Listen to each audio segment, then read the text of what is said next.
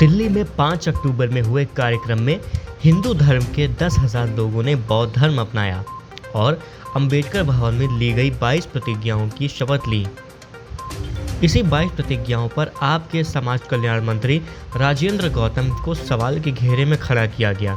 इसके अलावा इस मामले में अरविंद केजरीवाल का साथ न मिलने पर विधायक राजेंद्र ने कहा कि मेरा समाज मेरे साथ खड़ा है, मुझे किसी की ज़रूरत नहीं। पुलिस ने करीब 3 घंटे तक उनसे पूछताछ की। उनसे पहाड़गंज थाने में पूछताछ हुई। इसके बाद जब वह थाने से बाहर निकले तो उनके समर्थकों ने जय भीम के नारे लगाए।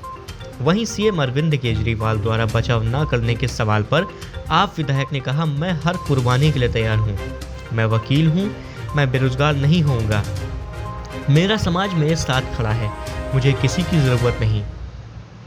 आप विधायक राजेंद्र ने कहा, अगर जाति विहीन समाज नहीं बना तो 10,000 लोग ही नहीं, करोड़ों लोग बौद्ध धर्म से जुड़ेंगे। मैंने अंबेडकरवादी राजनीति को चुना है, मैं झुकूंगा नहीं। मैं अपने समुदाय से सलाह लेने के बाद अपना रास्ता खुद चुन सकता हूँ। राजेंद्र गौतम एक व्यक्ति है, ये विचारधारा मजबूत होनी चाहिए, विचारधारा बढ़नी चाहिए। राजेंद्र गौतम आज नहीं कल मर जाए, पर ये विचारधारा नहीं मरनी चाहिए। इस विचारधारा का चलना बहुत जरूरी, इसका बढ़ना बहुत जरूरी। मंत्री जी, लोगों की पूरे देश भर से लोग सवाल कर रहे हैं कि मंत्री राजेंद्र पाल गौतम आम आदमी पार्टी को क्यों नहीं छोड़ रहे हैं और विधायक का जो पद है उसे क्यों नहीं छोड़ रहे हैं। देखिए, मुझे विधायक जनता ने चुना है और जिस जनता ने 5 साल के लिए विधायक चुना है, मैं उनके साथ धोखा नहीं कर सकता। रही बात समाज की लड़ाई की, वो मैं पहले से लड़ता हूँ, अब तो और ज़्यादा तेज़ी से लड़ूंगा, पूरे देश में जाके लड़ूंगा। जिस जनता ने लेकिन मुझे वोट दिया है, उनको बीच में उनको क्या छोड़ दूँ। आपको पता है, मेरी विधानसभा में चुनाव के अंतिम दिन देश के गृह मंत्री अमित शाह जी ने पूरा दिन लगाया। उसके बावजूद मुझे पिछली बार से भी 8,000 ज़्यादा वोट, 56,108 वोटों से जिस जनता ने जिताया, मुझे लगता है कि मेरा ये फ़र्ज़ है, एक कट्टर अम्बेडकरवादी होने के नाते मैं अपने क्षेत्र की जनता से धोखा नहीं कर सकता। इसलिए मैं एमएलए की पोस्ट से रिजाइन क्यों करूं? पार्टी से इस्तीफा देंगे तो एमएलए बरकरार रहेगा ना, आपको विप तो जारी नहीं होगा। अभी आप इंतजार कीजिए। समाज की लड़ाई को लड़ना बहुत महत्वपूर्ण है और समाज जिस स्थिति में खड़ा है, उस स्थिति में मुझे लगता है ऐसे लोगों को तैयार पूरे देश में जाके करना जरूरी है और हम पूरे देश में जाके अपने लोगों को तैयार करेंगे।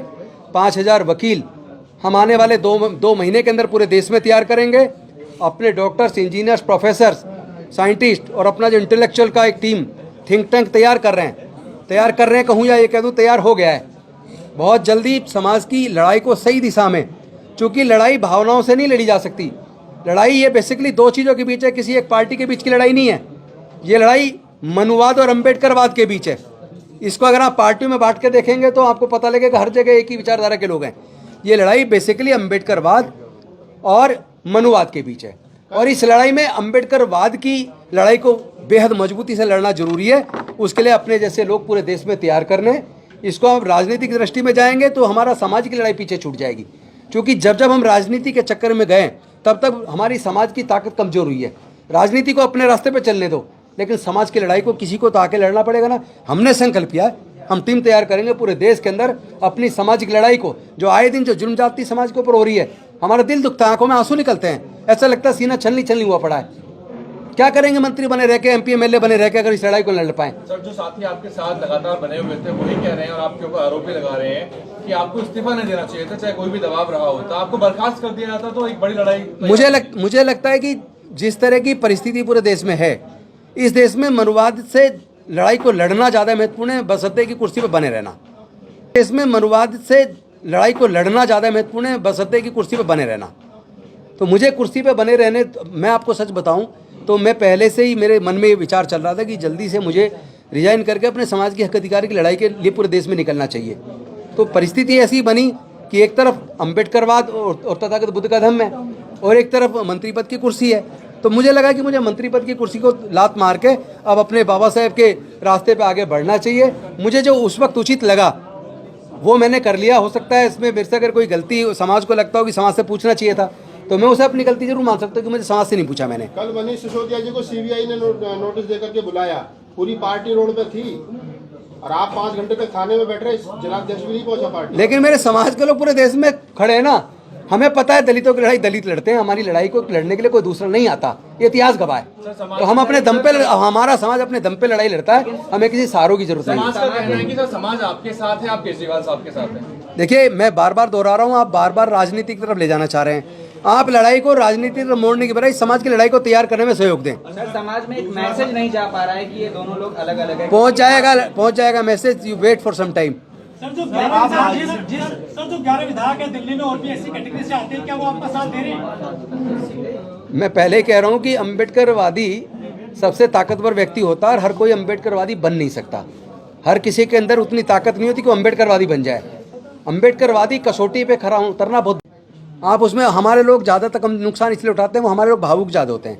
लड़ाई भावनाओं से नहीं लड़ी जाती, बुद्धि और विवेक से लड़ी जाती है। आप अगर सच्चे बुद्धि के अनुयायी बाबा साहब को मानने वाले हैं तो अपनी लड़ाई को बुद्धि और विवेक से लड़ो, भावनाओं में ज़्यादा मत गइए। जो समाज हम पर हावी है आज के समय में भी, क्या उसका हमारे द्वारा उसकी ताकत बढ़ाना जरूरी है एट प्रेजेंट टाइम? मुझे लगता है हमें अपने समाज की ताकत को एकजुट करना चाहिए। जब समाज की ताकत एकजुट हो जाएगी तो बाकी को जवाब मिल जाएगा। समाज को एकजुट करने की बात कर रहे हैं, लेकिन अभी आपने बोला कि अगर समाज कहेगा तो मैं राजनीति भी छोड़ दूंगा। बिल्कुल, ये तो समाज इससे तो एक कमजोर होगा ना, क्योंकि पावर सेंटर से एक और समाज का व्यक्ति कम हो जाएगा। नहीं, देखिए, मैंने पहले ही कहा समाज अगर कहेगा तो मैं इतना बड़ा तो नहीं हूँ कि समाज मुझे कह मैं फिर भी चिपका रहा हूँ। सर, उस बात का तो आज भी सारा सर, राजकुमार आनंद जी को मंत्रालय दे दिया गया है, तो जरूरत है ना समाज को। न तो अच्छे लोग भेजेंगे ना, कट्टर अम्बेडकर भेजेंगे। अगर कट्टर अम्बेडकराइट लोग ज्यादा राजनीति में जाएंगे, वो MP MLA बनेंगे तो कम से कम वहाँ चुप तो नहीं बैठेंगे, लड़ाई तो लड़ेंगे। बाबा साहब कहते थे कि सामाजिक बदलाव के लिए राजनीतिक शक्ति की आवश्यकता है, क्या इसीलिए जो है आप अभी तक जो है अपना रुख साफ नहीं रख पाए? दो चीजें हैं। एक तो उन्होंने कहा कि राजनीति वो मास्टर की है जो सारे ताले खोलती है, लेकिन हमारे लोगों ने इतना पढ़ने के बाद बाकी का नहीं पढ़ा। उन्होंने ये भी कहा था जिसकी सामाजिक ताकत मजबूत होती है उसकी राजनीति मजबूत होती है। तो अब अपनी समाज की ताकत को मजबूत करेंगे ना, ताकि हमारे लोग की राजनीति मजबूत रहे।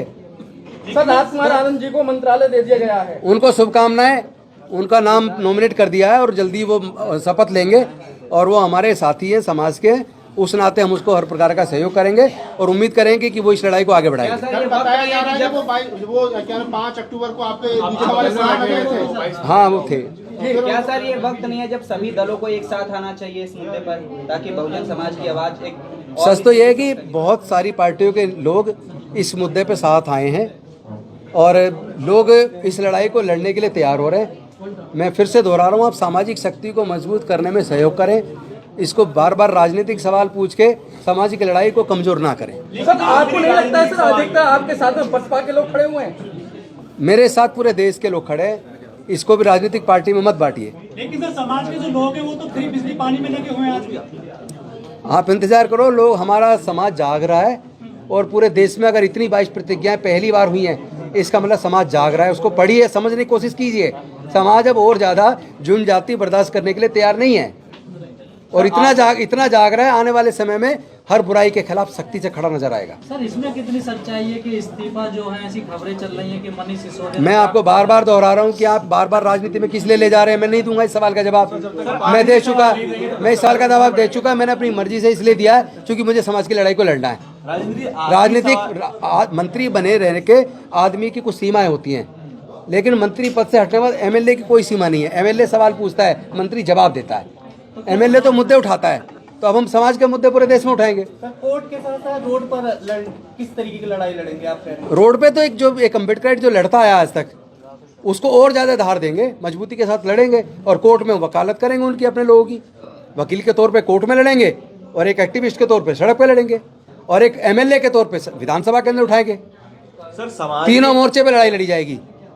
एक विधायक के तौर पे विधानसभा में समाज के मुद्दों को उठाएंगे, एक वकील के तौर पे न्यायालय में उठाएंगे और एक एक्टिविस्ट अम्बेडकरवादी होने के नाते रोड पे उठाएंगे। सर, समाज की नाराजगी है आम आदमी पार्टी से और आप आम आदमी पार्टी में अभी भी हैं, तो दोनों चीजों को साथ में लेके कैसे चलेंगे? आखिरी सवाल है।